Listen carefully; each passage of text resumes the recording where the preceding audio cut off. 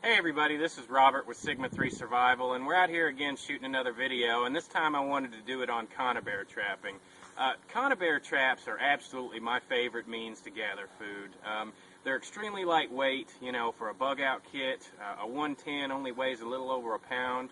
A 220 weighs, you know, probably a little over 2 pounds, so I carry around anywhere from 4 to 6 in my bug out kit. I'll have two 220s and 2 to 4 110s, and you know, they're just so much more effective than any kind of primitive traps. I mean, I kind of consider myself a primitive trap specialist. It's something I really do a lot of, and I enjoy it, and I think it's something that everybody should know. But, you know, you do the primitive, you know, in case you don't have the modern. So I always love to keep some conibear traps with me because, bar none, they put more food on the table than anything else I've tried out there. And the way I set them up in my bug out kit is I'll just attach them with carabiners to my molly.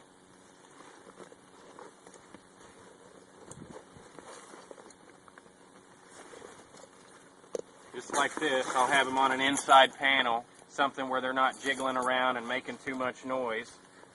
And, you know, you set them up. This is a 110 right here, and this is good for stuff like rabbits, squirrels, any kind of small game, mink, weasels. You could probably take anything as large as a possum with this. Anything larger I wouldn't try. That's what you use the 220 for. The 220 is my favorite conibear trap simply because it has the most versatility. You can take small game and larger game with it.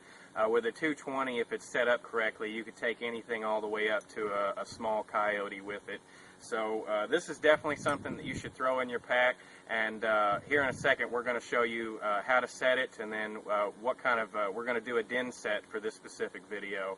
And this is going to be a series of videos on different types of sets, from, you know, den sets, bait sets. We're going to do some trail sets and all different types of you know, ways to put these things up for effectively putting food on the table. So stay tuned. Alright everybody, I wanted to give y'all a quick rundown on how to set these little 110s. These are pretty simple in comparison to some of your larger conibear traps. So the first thing you do, you've got a spring on one side. If you've got any kind of forearm strength, you should be able to do this. It's not very difficult. You just squeeze this down, and you don't have to get them all the way together, but then you pull these two bars together and it'll hold for you like that. And the way these things work is you've got a little trigger guard here, and this attaches onto the main bar, and depending on how far apart you want this to be set is dependent on how thick a stick you're going to use to prop in there. But what happens is the animal comes through, he hits the trigger, it lifts this, and then the trap fires off in both directions. This will come this way, and it'll clamp down that way, and it'll snap down on the back of his spine or on his neck. And this is a kill trap.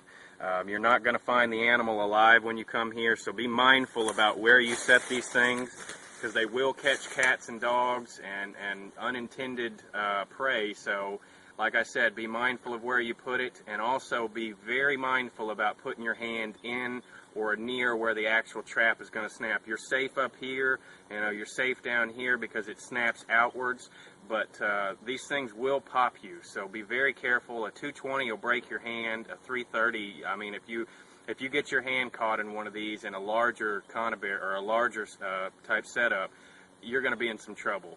These are dangerous traps, more dangerous than a lot of others if you're by yourself, so be very mindful about them. And that's just that's the way you set these 110s, and now we're going to show you how to set up the whole set.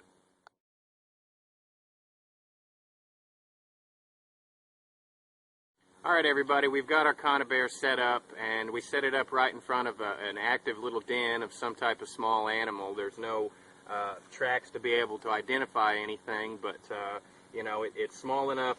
The conibear is the right size for this kind of den. Now, the most important thing to keep in mind when you're setting these conibear traps is your fencing. You have to fence this just like you would any other kind of primitive trap.